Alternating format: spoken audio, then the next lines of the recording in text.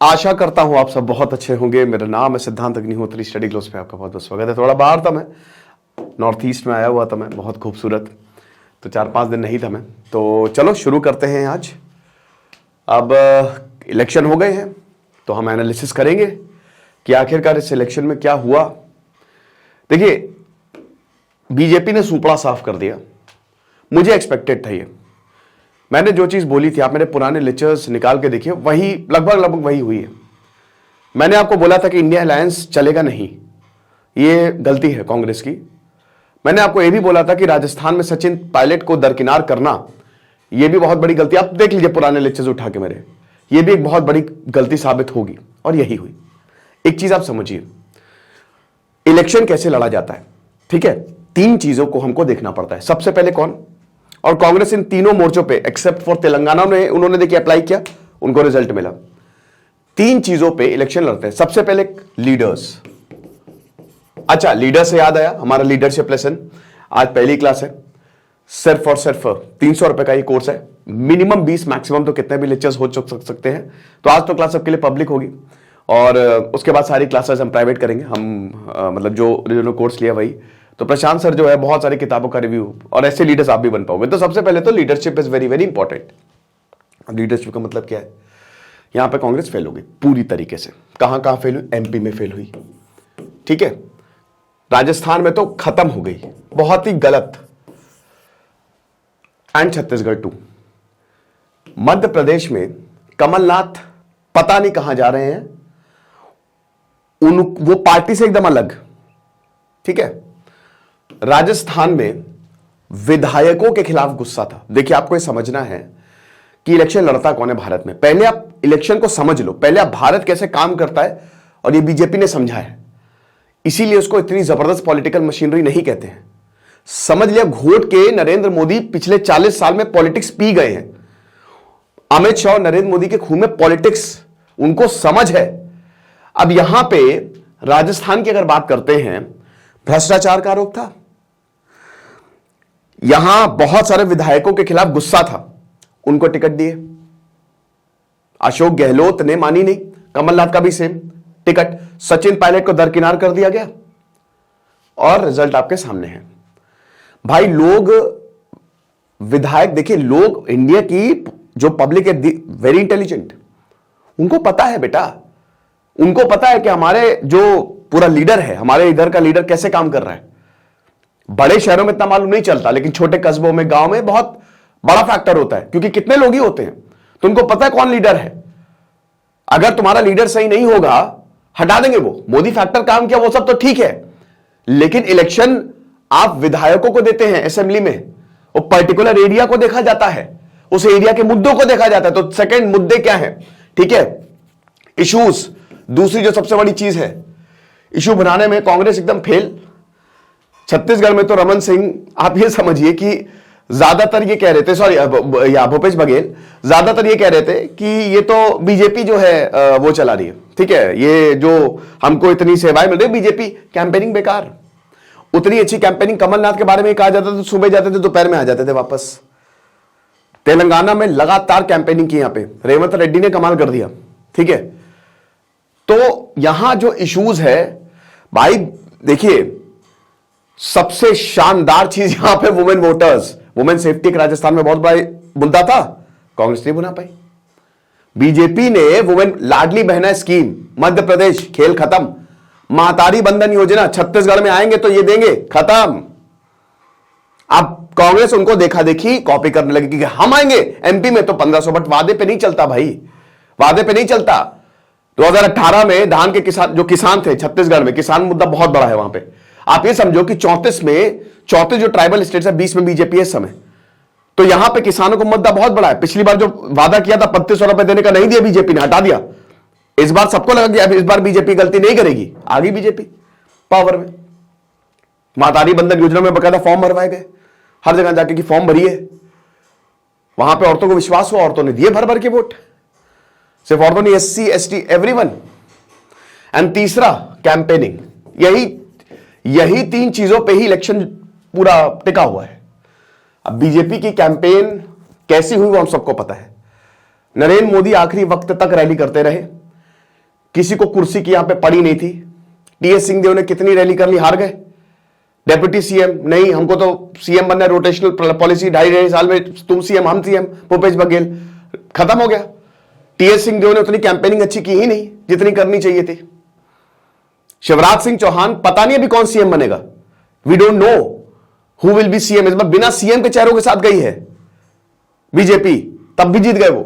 शिवराज सिंह चौहान इतना भाई सल्यूट है उस इंसान को, मैं सल्यूट करता हूं शिवराज सिंह चौहान को। मैं उनको देख रहा था, शिवराज सिंह चौहान ने क्या मतलब, अगर लीडरशिप सीखने तो आप उनसे सीखो, अगर इलेक्शन सीखना है मोदी से भी, नरेंद्र मोदी से भी ज्यादा शानदार कैंपेनिंग रही है उनकी। कैसे शिवराज सिंह चौहान ने नब्ज पकड़ ली हर किसी की, वो जाके पॉडकास्ट में इंटरव्यू दे रहे हैं। भूपेंद्र जोगी मीम बन गई, क्या नाम है तुम्हारा भाई, उन्होंने नब्ज पकड़ ली। एक एक क्या चल रहा है इस समय, ट्रेंड की ही नब्ज पकड़ ली और उसी के साथ फ्लो स्टेट में आ गए वो। और शिवराज सिंह चौहान ने, आपने देखा ओला वाला गिर गया उसको उठाने चले गए। मतलब आप ये समझिए कि इतना जमीन पे उन्होंने काम, और जमीन से जो जुड़ाव है ना, शिवराज फैक्टर बहुत जबरदस्त। 18 साल से शिवराज फैक्टर क्या है। देखिए अब यहां लाडली बहना स्कीम की बड़ी बात हो रही है कि एमपी में तो लाडली बहना, क्या है लाडली बहना स्कीम भाई, जो विवाहित महिलाएं हैं 23 साल से 60 साल के बीच में, उनको 1000 रुपए दिया जाएगा। और ये पैसे आने लगे, मंथली खातों में आने लगे, 1000 रुपए सबको मिलने लगे। फॉर्म भरा जाएगा, आपको इतना पैसा जो है वो दिया जाएगा। जो भी अनएम्प्लॉयड है, अविवाहित महिला है, और 2.5 लाख से कम होनी चाहिए आपका जो सालाना, मतलब एक तरीके से गरीब वर्ग। अब गरीब वर्ग के लिए 1000 रुपए भी बहुत होता है, वो आने लगे बैंक अकाउंट में। हालांकि मैं इसके बहुत अगेंस्ट रहता हूं, पर्सनली मेरा मानना ये बहुत गलत है कि फ्रीबीज, ये अल्टीमेटली बाद में राज्य में, बट उसको छोड़िए अभी हम इलेक्शन में बात कर रहे हैं। तो वो उन्होंने कर दिखाया, एग्जीक्यूट कर लिया। लेकिन लाडली बहना से बड़ा जो फैक्टर रहा है वो शिवराज फैक्टर रहा है। पटवारी स्कैम हुआ, व्यापन स्कैम की तरह नहीं, कुछ नहीं, खत्म, साइड में। इश्यूज बना ही नहीं पाई कांग्रेस, पटवारी स्कैम साइड में। यहां पे जहां बीजेपी ने पूरा घेर लिया, राजस्थान में गजब पोलराइजेशन हुआ। कन्हैया लाल की जो जिस तरीके से उसको मारा था, कांग्रेस बार बार उससे बचती दिखाई चुकी, यहां पे बीजेपी ने, और उसके लिए गुस्सा था। और वुमेन सेफ्टी का इशू, कैंपेनिंग जबरदस्त की भाई, ग्राउंड लेवल पे कैंपेनिंग की है, और उसका नतीजा जो है वो हमको देखने को मिला। अब बात यह है कि बहुत सारे एग्जिट पोल्स ये कह रहे थे यार राजस्थान में बड़ा कड़ा, मुझे पता था भाई बीजेपी, मैंने आपको बोला था उस समय, मुझे काफी बच्चे कहते थे सर भाई देखो, पहली बात तो ये है कि मैं किसी का सपोर्टर तो हूं नहीं, ठीक है। मुझे यहां पे बीजेपी कांग्रेस एक न्यूट्रल पर्सपेक्टिव में आपको देता हूं, ठीक है, क्या है क्या नहीं है, क्या हो रहा है। अब कुछ लोग जो किसी पार्टी को सपोर्ट करते हैं उनको बड़ा बुरा लग जाता है। भाई देखो जो है सो है, जो जमीन पे है वो है ना। मेरे वीडियोस उठा के देखिए, गलत हुआ है तो बीजेपी को भी गरी आ रहा है, और गलत हुआ है तो कांग्रेस को भी गरी आ रहा है। अब यहां पे आपको, अब जैसे तेलंगाना ने कांग्रेस ने कमाल कर दिया, बहुत बढ़िया भाई, उन्होंने 54 साल के रेवंत रेड्डी को उतारा, उनके ऊपर भी आरोप था पैसे लेने का, लेकिन की उन्होंने कैंपेनिंग, देखिए जीती तेलंगाना। आपने सचिन पायलट को कैसे किनारे कर दिया। मेरा तो, मुझे इतना पर्सनली बहुत दुख हुआ था, ज्योतिरादित्य सिंधिया से मुझे इतना दुख नहीं हुआ था, बट सचिन पायलट एक बहुत ही शानदार लीडर है, वो कमाल के लीडर है, आपने उनको ही यूज नहीं किया। ये तो वही है कि एनिमल में लॉर्ड बॉबी को यूज ही नहीं किया गया तो आपने उनको एकदम किनारे कर दिया। सचिन पायलट बोलते रहे कि आप इन एमएलए को कैसे टिकट दे सकते हो भाई, ये उनका इंटरव्यू है, भ्रष्टाचार है, ये मुद्दा गलत, ये गलत है। आप ट्विटर पे फोटो दिखा रहे हो, इधर अशोक गहलोत, बीच में राहुल गांधी, इधर सचिन पायलट, रीयूनाइट। अरे काहे का रीयूनाइट, बुरी तरीके से हारी है, बुरी तरीके से क्या क्लोज कॉन्टेस्ट होगा, काहे, कुछ नहीं हुआ। मध्य प्रदेश में आप देखिए, मध्य प्रदेश में बीजेपी ने 163 सीटें जीती, और ये गुजरात की तरह ये एंटी इनकम्बेंसी की भाड़ में। हालांकि बड़े बड़े नेता हारे, खैर उस पर अभी हम नहीं जाएंगे, सिर्फ अभी इलेक्शन एनालिसिस, उस पर मैं एक दूसरा वीडियो बनाऊंगा। लेकिन नरोत्तम मिश्र जैसे काफी, बट यहां पे 163 सीटों का मतलब समझ रहे हो कि एमपी में हिलेगी नहीं सरकार। ये गुजरात की तरह यहां पे भी ये बीजेपी का गढ़ हो गया है हिंदी हार्टलैंड में। क्या हुआ, मोदी फैक्टर, सबसे बड़ा मोदी फैक्टर। नरेंद्र मोदी ने आखिरी दिन तक रैली किया भाई, नरेंद्र मोदी ने आखिरी दिन, और मामा फैक्टर शिवराज सिंह चौहान कमाल कर दिया, इतनी गजब कैंपेनिंग की उन्होंने जमीन पे जाके लोगों से संवाद किया, प्रॉब्लम क्या है। Ladli Behna scheme, again another biggest factor, Amit Shah से लेकर नरेंद्र मोदी सबने बुनाया।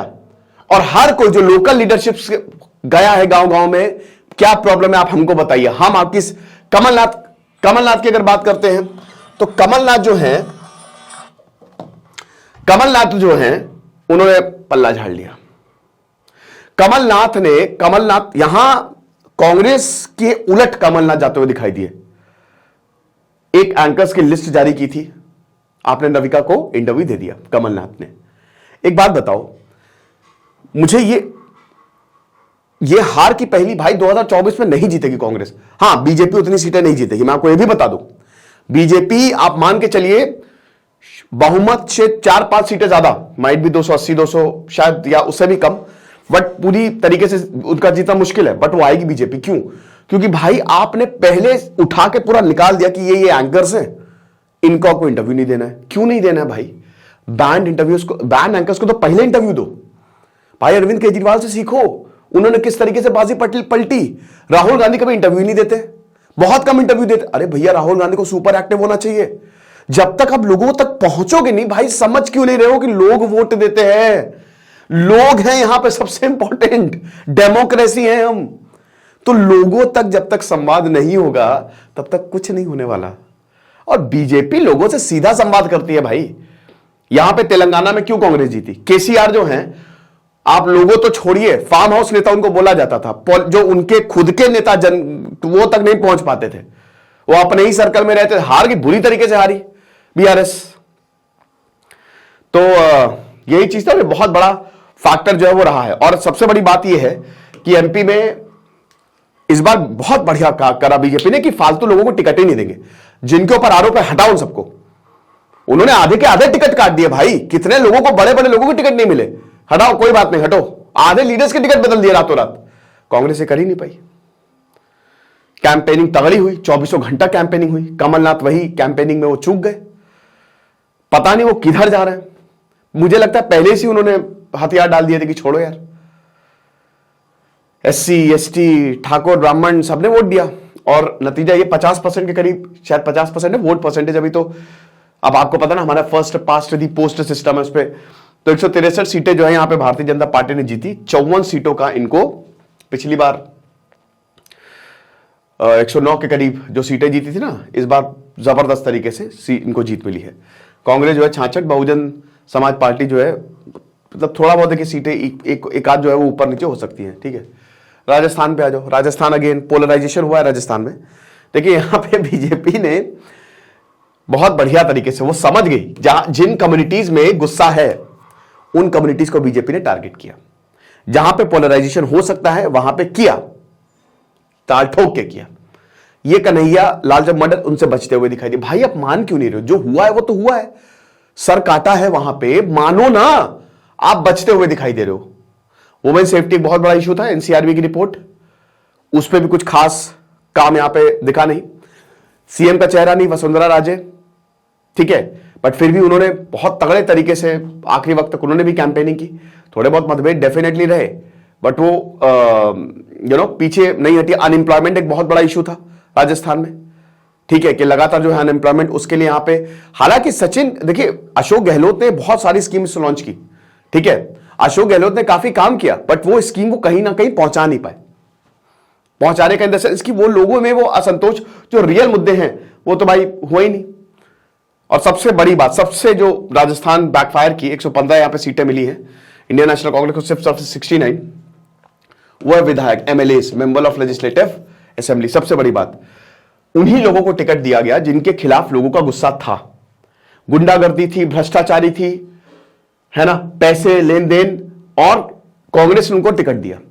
लोगों में अपार गुस्सा था कि हम इनको क्यों वोट दें, हम ऐसे लोगों को थोड़ी ना, यही तो डेमोक्रेसी की ताकत है। अगर ये हमारे ऊपर प्रॉब्लम करेंगे हम इनको वोट देंगे दोबारा। दिमाग ही खराब हो चुका है, हार गई। और ये मानी ही नहीं अशोक गहलोत ने, ना कांग्रेस वाले समझ पाए। बसपा बीएसपी इंडिया अलायंस है, आपस में ही लड़ मर रहे हैं, आपस में ही उल्टे सीधे बोल रहे हैं। एमपी में ये हुआ क्यों भाई? अलायंस, देखिए ये अलायंस नहीं टिकेगा। मैंने इसीलिए बोला था कि इंडिया अलायंस पर कुछ कितनी भी बात हो जाए भाई, नहीं, आप सुबह उठते हो आपको ख्याल आता है कि चलो अलायंस बना ले, ऐसा होता है। ममता बनर्जी अलग हैं, राहुल गांधी अलग, पूरा अलग ही है यहां पे हिसाब किताब। बाहर से सपोर्ट दो मेरे भाई, दो बाहर से सपोर्ट, लेकिन आप इंडिया अलायंस की तरह नहीं, दैट्स मतलब जहां तक मेरी समझ है ऐसा नहीं, इस तरीके से काम चलता ही नहीं है और आपको रिजल्ट्स दिख रहे हैं।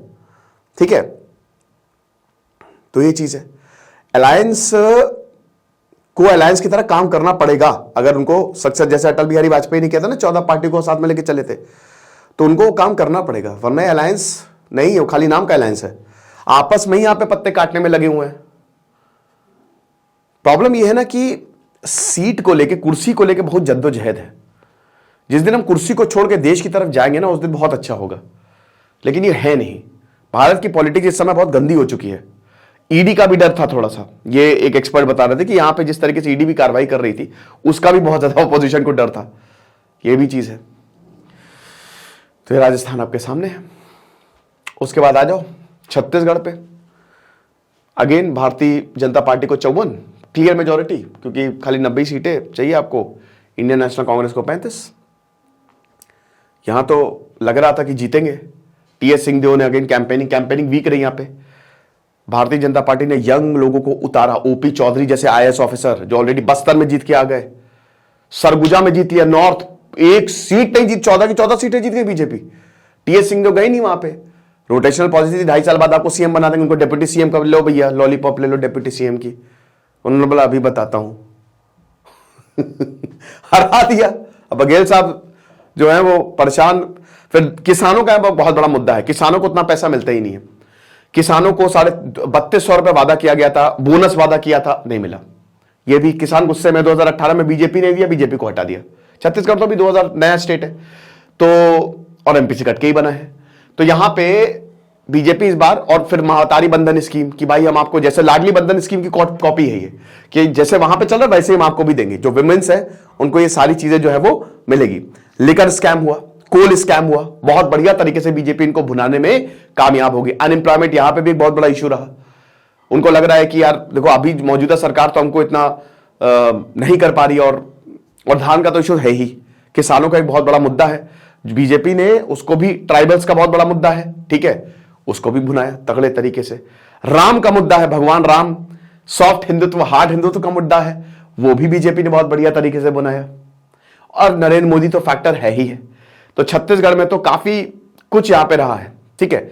और मुझे लगता है कि कांग्रेस को अपनी लीडरशिप बदलनी पड़ेगी। मैंने आपको पहले ही बोला था कि मल्लिकार्जुन खड़गे, पर्सनली मैं उनको, साउथ और वर्सेस नॉर्थ को छोड़ दीजिए आप, यहां पे शशि थरूर को बनाते ना तो शायद चीजें अलग होती। लीडर्स को बदलना पड़ेगा, कांग्रेस को युवा नेताओं पे भरोसा करना पड़ेगा तगड़े तरीके से, तब जाके कुछ होगा। तेलंगाना में ये होप रहा, ये 64 सीटें कांग्रेस जीती। अब उसमें जो बीआरएस है भाई, केसीआर, वही मैंने बताया ना कि इसमें अगेन विधायकों का बहुत बड़ा मुद्दा रहा। जो विधायक है वो अगेन गुंडागर्दी का आरोप लगा उन पे, अगेन बीआरएस ने उन्हीं को टिकट दिया, लोग बहुत गुस्से में थे। इंडियन नेशनल कांग्रेस ने जो बीजेपी ने बाकी 3 राज्यों में किया, वो इंडियन नेशनल कांग्रेस ने तेलंगाना में करके दिखा दिया। जबरदस्त कैंपेनिंग, रेवंत रेड्डी लगातार लगे रहे, बहुत तगड़ी से कैंपेनिंग की, और नतीजा आपके सामने है। मुद्दों पे बात हुई, अनएम्प्लॉयमेंट के इश्यू से लेकर किसान के इश्यू को सबको एड्रेस किया, नई नई स्कीम्स। तो यहां पे इंडियन नेशनल कांग्रेस यहीं से सीख ले लो। तो पहली अब अभी मिजोरम के चुनाव चल रहा है, अब देखेंगे उसमें क्या होता है। तो फिलहाल ये हिसाब किताब रहा है, ठीक है। और बधाई बीजेपी और कांग्रेस दोनों को, कांग्रेस ने, लेकिन समझना पड़ेगा। देखिए एक चीज आप समझिए कि कभी भी वन पार्टी डोमिनेशन सही नहीं है। कांग्रेस का था, वो सही नहीं रहा देश के लिए। हमेशा एक बैलेंस होना चाहिए, वो सही रहता है, क्योंकि ऑपोजिशन जरूरी है मुद्दे उठाने के लिए। यहां पे कांग्रेस एकदम ही, मुझे नहीं पता क्या है, ये तो खैर मैंने आपको बता ही दिया सारी चीजें, मोदी फैक्टर जिस तरीके से रहा है, ठीक है। इसको तो अब तो दोबारा तो मैं इसको रिपीट नहीं करूंगा। Women voters, silent voters, women voters ने कमाल कर दिया इस बार। औरतों ने भर भर के बीजेपी को वोट दिया। भाई क्यों भूल जाते, 50% औरतें हैं। मैं अभी मेघालय से आ रहा हूं, क्या गजब स्टेट, मेरा फेवरेट राज्य बन गया वो। मेघालय में पेट्रोल पंप पे औरतें काम कर रही हैं, दुकानों पे औरतें काम कर रही हैं। वहां पे औरतों, वहां पेट्रीलीनियर नहीं है, वहां मेट्रीलीनियर है। सारी संपत्ति औरतों को दो, औरतों को सराखों पे बिठाया जाता है। जहां ऐसा होता है ना, बांग्लादेश को देखो, जीडीपी उनकी ऊपर जा रही है, क्यों? औरतों को सबसे ऊपर रखा जाता है। तो जो वुमेन वोटर्स है ना, ठीक है। तो ये लेक्चर था। अब मैं एक लेक्चर लूंगा, ये सब तो वही है जो मैंने बताया। अब मैं एक लेक्चर लेने वाला हूं कि 2024 में क्या हिसाब किताब रहेगा। तो उसके लिए आप वेट करिए, और एक और लेक्चर लूंगा मैं इलेक्शन से लेके कि कौन बड़े बड़े नेता जीते हारे। तो मिलते हैं फिर। दिस इज सिद्धांत अग्निहोत्री साइनिंग ऑफ।